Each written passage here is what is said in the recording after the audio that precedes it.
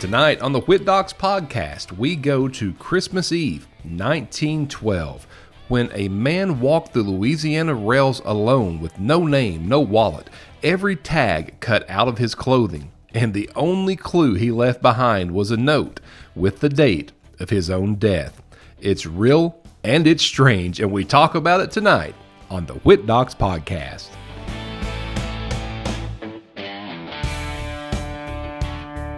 Hello, and welcome everyone to the Whittdocs Podcast. We trust and we hope that you had a wonderful Thanksgiving, and if you get into the Black Friday sales, although I think they're a lot calmer now than they used to be when everyone would, get in the stores and start fighting it out in the aisles. I don't think we do that anymore, but some people still like to go Black Friday shopping. Did you? Is that something that you do? We hope and trust that your Thanksgiving weekend was wonderful. And hey, with that, Thanksgiving's over. We are officially now in the holiday season. So Christmas is coming up and all the festivities, all the lights, everything is kind of coming around. The holiday season is upon us. And hey, we hope here in the middle of the holiday season, you're having a good one so far, first of all. And we are hoping that with Christmas approaching, you have time with your families and time just to have to yourself and do whatever it is that you want to do.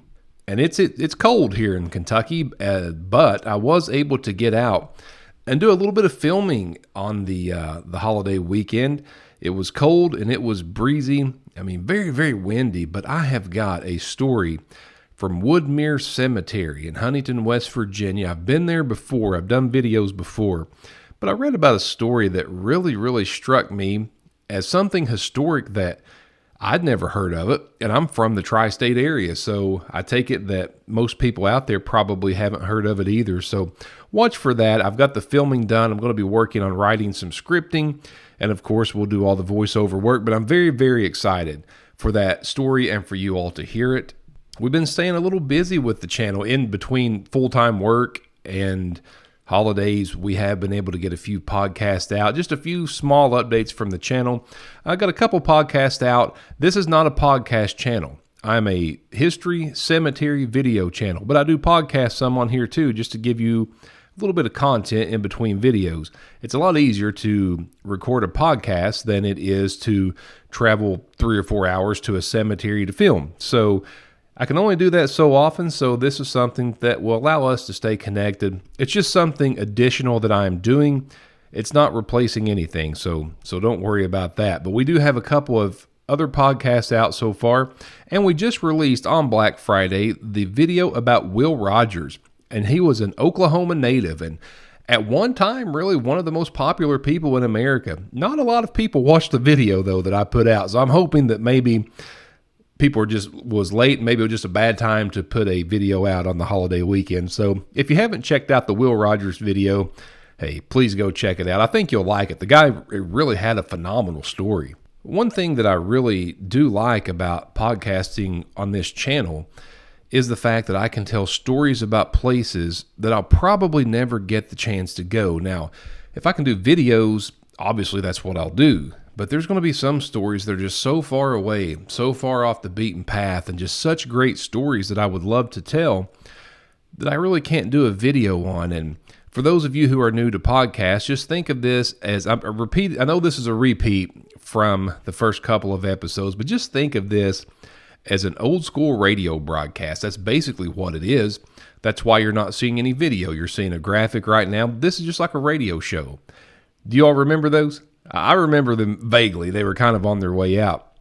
But I do remember radio shows, and my local radio station had a little show almost every morning that I liked to listen to when I was a youngster growing up. So if you remember the old shows, hey, just think of it as that. And I do have a question for you all. We don't have a lot of listeners on the podcast yet. Maybe that's something that will take off, and maybe not. I don't know. We don't have a lot of people listening, but the people that do, I want to ask you all a question, and you can leave this in the comments for me. I want to keep it on point, within the scope of the channel. I'll tell a little bit about the channel, some announcements and things like that, but as far as my stories go, I want to keep it within the scope of what I already do. I don't want to do a a podcast on something totally unrelated to what the channel is. That defeats the purpose of having a Whittdocs podcast. But here's what I do want to know. When it comes to the stories that I tell, do you all prefer like history, unknown history stuff, mysteries, stories about my travels, cemeteries that I go to? Do you care? I would love to know what you all would like for me to podcast about. And I will take suggestions. I mean, this is just as much about you as it is about me. If it wasn't for my listeners, my viewers, people who watch the channel and enjoy what I do, if it wasn't for you all, hey, guess what? There would be no channel. I mean, it'd just be me talking to myself, which is kind of what I used to do before I had the channel. I would still do a lot of the stuff that I bring to you all, but I just wouldn't post it. I would take pictures on my phone or back in the day on an old camera. So yeah, this is stuff I've always enjoyed doing. Now, something else that I have enjoyed doing as a part of the process is all the technology stuff. I've always had a hope and a dream to make videos, documentaries, not so much the vlogs that I do, but I try to mix the two, go somewhere, but do documentary style where I can do voiceovers, edit videos. I just love that kind of stuff. And this channel, Whittdocs, allows me to do that. I was mentioning earlier that this podcasting endeavor will allow me to tell stories that otherwise I probably wouldn't be able to tell, because there's a lot of stories, and I had one like this, and I still may end up telling it because I know where the guy's buried. I know which cemetery he's buried in. I just don't know where it's at because it's an unmarked grave. There's an amazing story up in Huntington that I want to eventually tell, but there's so many stories that I would love to tell that I read about them, and I would like to share those, but there's really no video to go get. It may be something that it's just way too far away, or something that just doesn't exist. I mean, like, there's so many stories out there of people who are buried unmarked, don't even know where the cemetery is. So this podcast allows me to do that. And I mentioned in the opening that we're going to go back to, it's the early 1910s. It can be anywhere from 1910 to 1914. We don't really know the exact date, but I'll tell you what, I wanted to get into the Christmas spirit. Maybe this is not the right way to do it, but there is a Christmas Eve story about the stranger of Tangipahoa Parish in Louisiana. Now, there's no grave to visit here, so the only way I'm going to be able to tell this story is in podcast form, but I wanted to do something with a Christmas theme. And this takes us to Christmas Eve in the early 1910s. And, I mentioned last episode I wanted the intros to be a little faster, my updates and things like that. So I want to get into the story pretty quick because I'm not exactly sure how long this will take to tell, but my goodness, what a story there is to tell. The true story of the Christmas Eve stranger in Tangipahoa Parish. And I think you all will like it. Let me know what you think. Now, something with podcasting that I can do on normal videos is, on normal videos, I can set the scene very easily. I can just show it to you. But on this, I've got to describe it. So to set the scene, we're in the Old South. This is the early 1910s. This is back when newspapers still talk about Christmas the way people describe a Norman Rockwell painting. Horse-drawn wagons still outnumber cars in some towns. Families gather in small wooden houses lit by lamps. And Christmas Eve is a night of church services, singing, and staying up late for those who can't wait for the special visitor before morning. And trains were the lifeline of the region back then. If you were traveling at Christmas in Louisiana, you were almost always traveling by rail, especially the Illinois Central line, which connected New Orleans north to Jackson, Memphis, and Chicago, a big line there. Conductors always talked about how Christmas Eve was a special night on the rails. People dressed their best, soldiers coming home on leave, families heading to visit relatives, church bells ringing as the locomotives rolled through the small towns. So when a man was found alone, collapsed by the tracks, it immediately stood out. Nobody walks those rails on Christmas Eve unless something has gone terribly wrong. Late on the night of December 24th, and the newspapers aren't exact on the hour, but all agree it was close to midnight, a section crewman spotted what he thought was a pile of clothing near the tracks, south of Amite. He approached it with his lantern, and unfortunately, it wasn't just clothing. It was a man, well-dressed, wearing a dark overcoat, pressed trousers, and boots that didn't match someone drifting or homeless. These were the clothes of a businessman or a traveling professional, someone who would have had somewhere to be for Christmas. Now, the man, when found, was still barely breathing, and he tried to speak, but nothing came out that anyone could understand. Witnesses described it as just mumbled words, and that detail appeared the same way in every newspaper that ran the story. Within minutes before help could even arrive, the man died right there on the cold Louisiana ground, just a few steps from the Christmas Eve train line. Now, obviously, this is already a mystery, but this is where the mystery takes a sharp turn. Deputies searched for identification, and they found nothing. No wallet, no train ticket, no money, no luggage nearby, no initials sewn into the clothing, which would have been customary for that day on something this nice. Every single label had been cut out of his shirt, his coat, and even the lining of his hat. Now, that's not accidental. People don't cut tags out of every piece of clothing they're wearing, unless they don't want to be identified or unless someone doesn't want them to be identified. But the strangest item was found inside one of his inside coat pockets. A sealed envelope, no name on the outside, there was no address, just a folded scrap of paper inside, and written on it, December 24th. No explanation, no signature, nothing else, just the date he died, written before he ever collapsed on those tracks. Here's what we know. His description: he was white, early 40s, clean-shaven, and appeared well-fed and healthy. No signs of long-term illness. Coroner's reports that he collapsed from exposure after a sudden physical failure, which is early 1900s language for, we don't know. It could have been a stroke. It could have been heart failure. But the bigger mystery is everything that led up to that moment. He didn't appear to be robbed. His pockets weren't rifled through. He wasn't beaten. The body showed no sign of bruising. No alcohol on him. The newspapers noted that even his breath was clean. So why remove the labels? Why carry an envelope with nothing but the date of your own death? And why was he walking alone on Christmas Eve when anyone with family, money, or a plan would have been inside celebrating? The sheriff sent descriptions to stations up and down the Illinois Central line. New Orleans police checked the missing persons list. So did Jackson and Memphis. Nothing matched this guy. Nobody reported a missing man who looked like him. He simply existed, and then he didn't. The most interesting detail comes from a conductor on the northbound train that passed earlier that night. He told deputies that he had seen a man walking along the right-of-way, holding onto the telegraph poles as if he were dizzy or exhausted. Now, he didn't wait for help. He didn't try to flag the train. He just kept walking.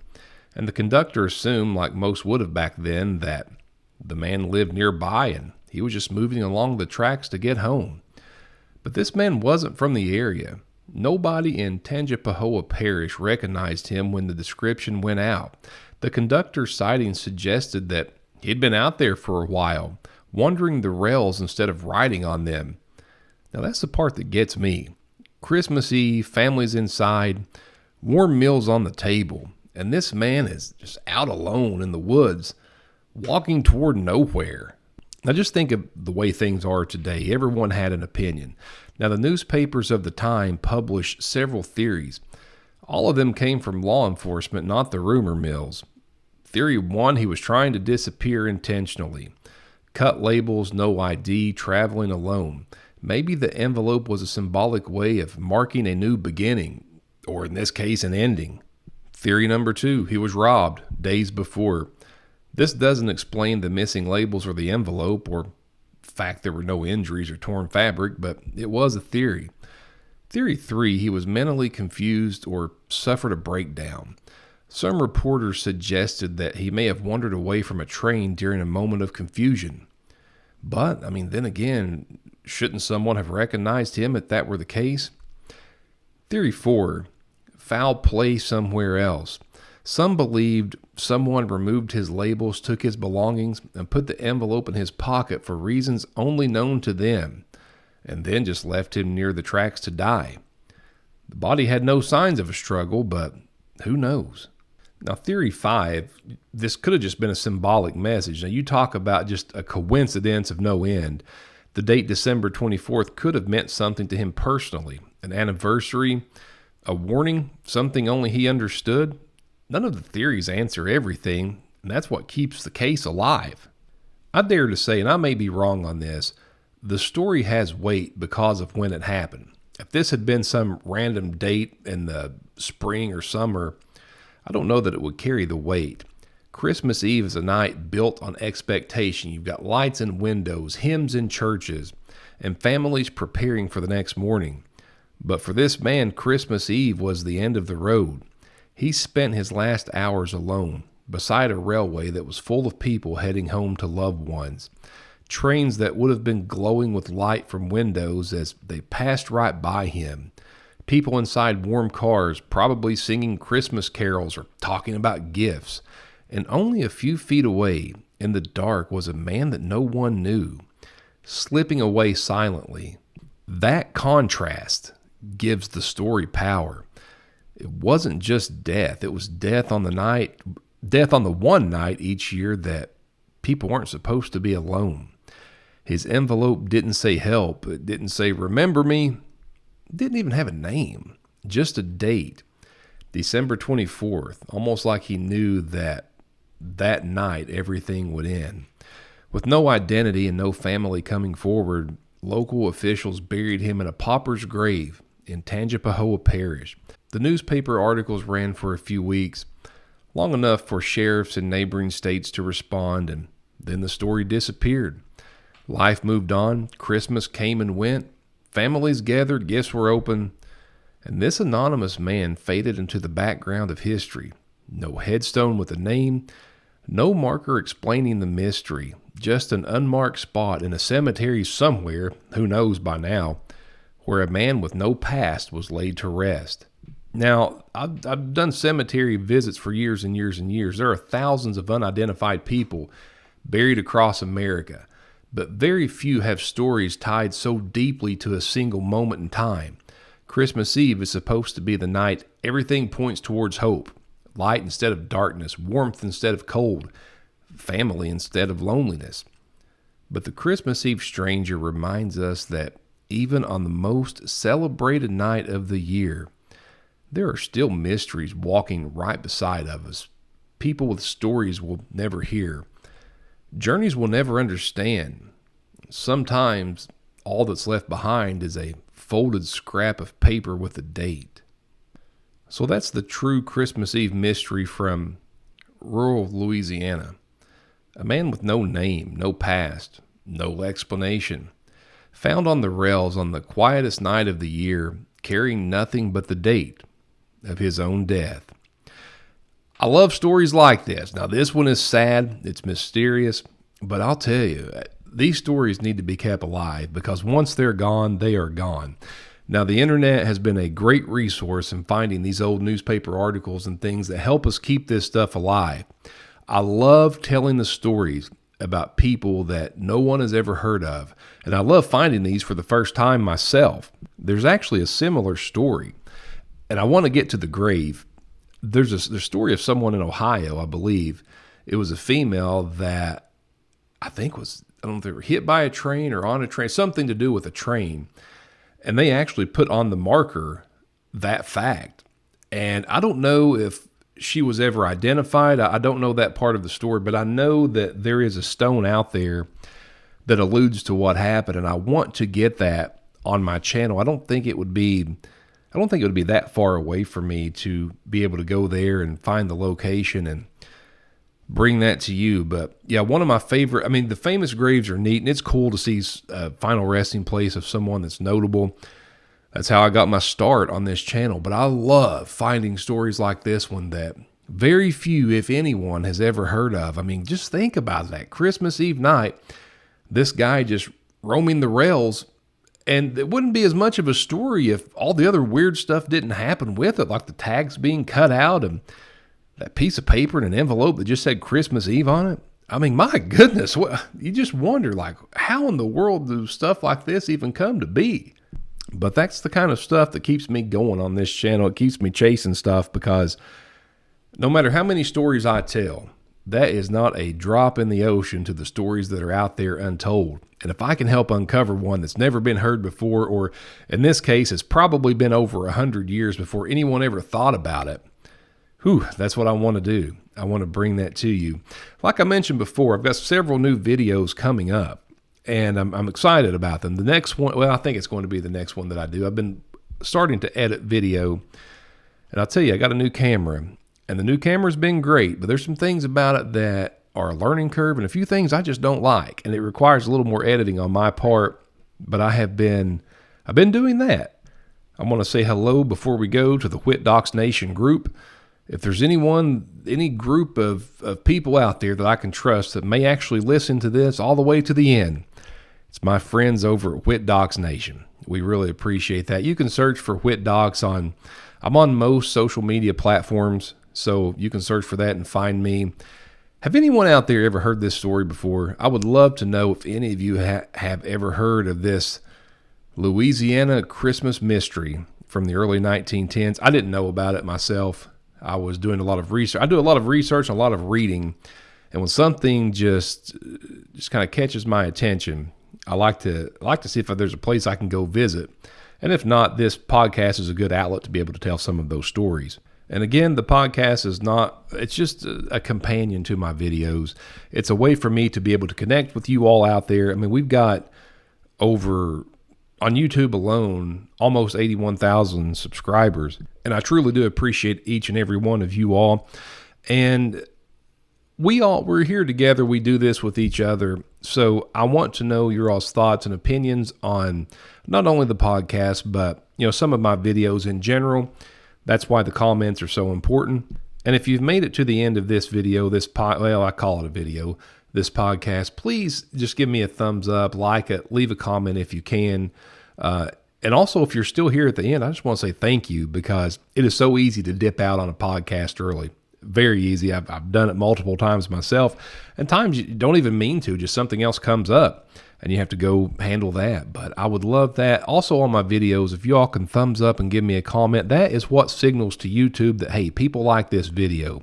If it's not getting any interaction, that basically signals to YouTube, this video is lame, nobody likes it, don't show it to anyone else. That's why when you get on here and people are doing their videos, they like, comment, subscribe. That's why all that stuff counts towards that interaction. And with that, your channel gets out to more people.